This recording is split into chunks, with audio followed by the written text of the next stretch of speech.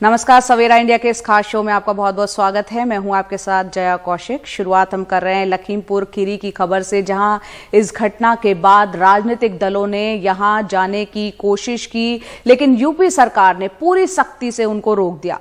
प्रियंका गांधी समेत कई नेताओं को हिरासत में लिया गया। प्रियंका गांधी ने कहा कि लोकतंत्र ध्वस्त हो चुका है और ये ऐसा पहली बार नहीं है कि किसी बड़ी घटना पर विपक्षी पार्टियों को पीड़ित परिवारों से मिलने से रोका गया। आइए देखते हैं हमारे सहयोगी राजीव रंजन की ये रिपोर्ट। लखीमपुर हादसे की खबर मिलते ही कांग्रेस महासचिव प्रियंका गांधी अपने सहयोगियों के साथ लखीमपुर खीरी के लिए चली, लेकिन पुलिस ने उनका रास्ता रोक लिया। उनकी तीखी झड़प हुई। जबरदस्ती घेर रहे हो, ढकेल रहे हो ना, इसमें आप physical assault, attempt to kidnap, attempt to molest, attempt to harm, समझे? छू के देखो मुझे, जाके अपने अफसरों से और अपने मंत्रियों से जाके वारंट लाओ, ऑर्डर लाओ, समझे? और महिलाओं को आगे मत करो, महिला से बात करना सीखो। बाद में एनडीटीवी से बात करते हुए प्रियंका गांधी ने इसे लोकतंत्र पर चोट बताया। इस सरकार ने एक तानाशाही बना रखी है उत्तर प्रदेश में, और जिस लॉ एंड ऑर्डर सिचुएशन के ये अपने आप को मेडल्स दे रहे हैं, उनको ये लॉ एंड ऑर्डर सिचुएशन देखना चाहिए। क्या है, आम आदमी से पूछना चाहिए कि कैसे जी रहा है। प्रियंका ही नहीं, विपक्ष के अन्य नेताओं को भी प्रशासन ने सरकार के आदेश पर रोका।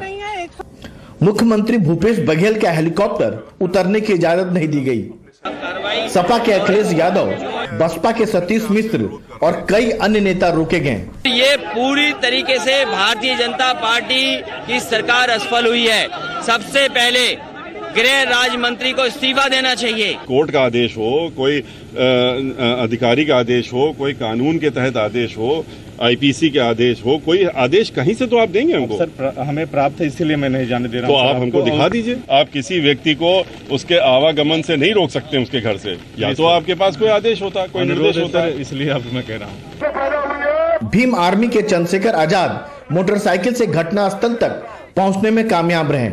अन्याय के खिलाफ अपने हक अधिकारों के लिए लड़ने के लिए जो आवाजें उठ रही थी, उनको कुचल के ये पैगाम दिया गया सरकार द्वारा कि अगर आप अपने हक अधिकारों के लिए सड़क पे आओगे तो हम आपकी हत्या कर देंगे।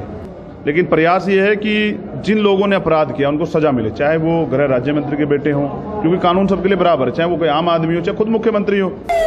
और इस पूरे मामले के लिए जिम्मेदार बताए जा रहे राज्य के गृह राज्य मंत्री अजय मिश्र ने अपने बेटे आशीष मिश्र को बेगुनाह बताया। जब सारे लोग जानते हैं, जो लोग एफआईआर करा रहे हैं उनको भी पता है कि ना हमारे बेटे वहां पर थे ना हम थे, ये सारे लोगों को पता है। कार्यक्रम स्थल और घटना स्थल में 3-4 किलोमीटर की दूरी थी, और जिस तरह से उन्होंने लोगों को पीट कर मारा है, अगर हमारे बेटे होते तो वो भी जीवित नहीं बचे होते। इससे पहले भी कई विवादित मुद्दों पर यूपी सरकार नेताओं को घटना स्थल पर जाने से रोकती रही है। ये सवाल बड़ा हो रहा है कि क्या यह लोकतंत्र के बुनियादी अधिकार के साथ खिलवाड़ नहीं है? ब्यूरो रिपोर्ट के साथ राजीव रंजन, एनडीटीवी इंडिया। तो विपक्ष लगातार कह रहा है कि लोकतंत्र को कुचला जा रहा है। बहरहाल आगे बढ़ते हैं। ड्रग्स के आरोप में फंसे आर्यन खान की मुसीबत बढ़ गई है। मेट्रोपॉलिटन मजिस्ट्रेट ने आर्यन सहित 3 आरोपियों को 7 अक्टूबर तक के लिए एनसीबी हिरासत में भेज दिया, जबकि आर्यन के वकील आर्यन के पास से कोई भी ड्रग्स नहीं मिलने का दावा करते रहे। देखते हैं ये रिपोर्ट। आर्यन के पास भले ही कोई ड्रग्स नहीं मिली, लेकिन उनके फोन से मिले चैट और मुफ्त का निमंत्रण महंगा पड़ गया। एनसीबी के जोनल डायरेक्टर समीर वानखड़े ने बताया कि आयोजक समुद्र में थे और उनसे संपर्क नहीं हो पा रहा था। आज वे मुंबई लौटे और हमने पकड़ लिया है।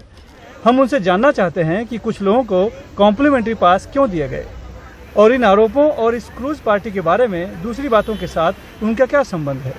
समीर वानखड़े की ये दलील आर्यन के लिए भारी पड़ी, और अदालत ने आर्यन खान सहित अरबाज मर्चेंट और मुनमुन धमेचा को 7 अक्टूबर तक के लिए एनसीबी की हिरासत में भेज दिया। हालांकि इसके पहले आर्यन खान की तरफ से वरिष्ठ वकील सतीश माने सिंधे ने दलील दी थी कि आर्यन पर लगी धाराएं जमानती हैं। आर्यन का जीवन अब तक बेदाग रहा है। एनसीबी ने ऐसा कोई सबूत नहीं पेश किया जिससे उसका लिंक बाकी के आरोपियों से साबित होता हो। सिर्फ व्हाट्सएप चैट और तस्वीरों के जरिए ये कहना कि वो अंतर्राष्ट्रीय ड्रग्स सिंडिकेट का हिस्सा है, सही नहीं है। खास बात है, जब सतीश माने सिंधे ये दलीलें दे रहे थे तब आर्यन उनसे कुछ कहना चाह रहा था, लेकिन कानूनी बंदिशों के चलते नाकाम रहा। इस बीच अरबाज और मुनमुन के वकीलों ने उनके पास से मिली ड्रग्स को बहुत कम बताया, लेकिन वो दलील भी काम नहीं आई। जेल का ऐसा कहना था कि अभी उन लोगों को दूसरे जो को अक्यूज है उनसे बरामद हुआ है सब्सटेंस, तो उनको ये अरबाज से कन्फ्रंटेशन करना था। उन्होंने यही कहा था कि भाई कुछ एविडेंस नहीं है इन लोगों का, जो 5 ग्राम रिकवरी इंडिविजुअल है और उनका केस है कि ज़्यादा से ज़्यादा ये कंजम्पशन का चार्ज है, बस दैट्स इट। इसके पहले अदालत में एनसीबी की तरफ से एएससी अनिल सिंह ने कहा कि आरोपियों ने अपनी चैट में कई कोड नामों का इस्तेमाल किया है। हम उन्हें डिकोड करना चाहते हैं, इसलिए उसकी विस्तृत जांच की जरूरत है। सच जानने के लिए और पूछताछ की जरूरत है और उसके लिए हिरासत चाहिए। हमने आज एक और व्यक्ति को गिरफ्तार किया है। इनका एक ग्रुप है जो गिरोह की तरह काम कर रहा था। जब तक हम ग्राहकों की जांच नहीं करते, हम कैसे पता लगा पाएंगे कि सप्लायर कौन है और कौन पैसे से मदद कर रहा था। आर्यन की हिरासत मिलने के बाद एनसीबी ने अदालत में बाकी के 5 आरोपियों को भी पेश किया। अदालत ने उन सभी को भी 7 अक्टूबर तक के लिए एनसीबी हिरासत में भेज दिया। इस केस में बरामद ड्रग्स की मात्रा भले ही बहुत कम हो, लेकिन जिस तरह से व्हाट्सएप चैट खंगाले जा रहे हैं, ये केस भी सुशांत सिंह राजपूत की संदिग्ध मौत मामले में मिले ड्रग्स एंगल की तरह लंबा खिंचता दिख रहा है। मुंबई से कैमरामैन प्रवीण रोहित के साथ सुनील सिंह, एनडीटीवी इंडिया के लिए। ब्रेक के बाद एक बार फिर आपका स्वागत है। बात करते हैं महाराष्ट्र में जो स्कूल खुले हैं उस खबर की। ग्रामीण इलाकों में 5वीं से 12वीं और शहरी इलाकों में 8वीं से 12वीं के स्कूल कल से फिर से शुरू हो गए हैं।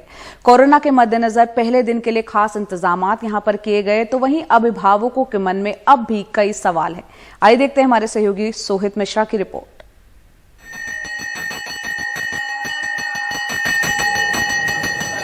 सोमवार सुबह मुंबई के बीएमसी स्कूलों में छात्रों के लिए कुछ इस तरह तैयारियां की गईं।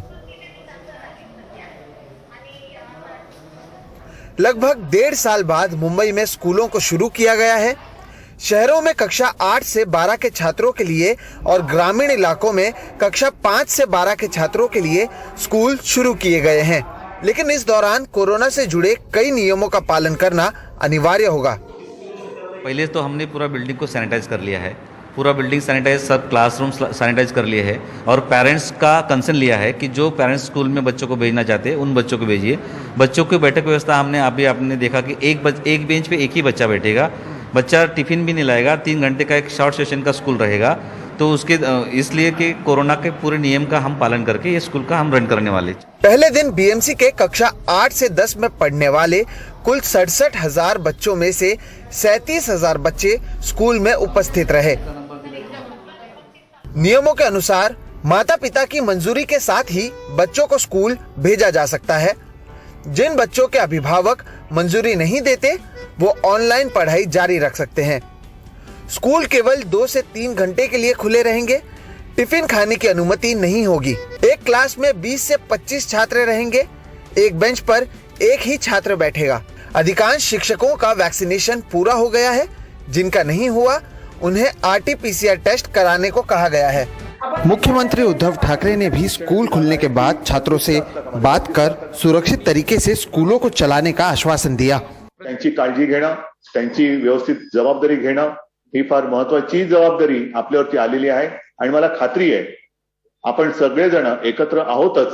एकत्रित राहून ही जबाबदारी आपण पार पाडू आणि एकदा उघडलेल्या शाळा आपण पुन्हा बंद होऊ देणार नाही, बंद होऊ द्यायची नाहीच या निर्धाराने आजपासून आपल्या या आयुष्याला पुन्हा एकदा सुरुवात करूया।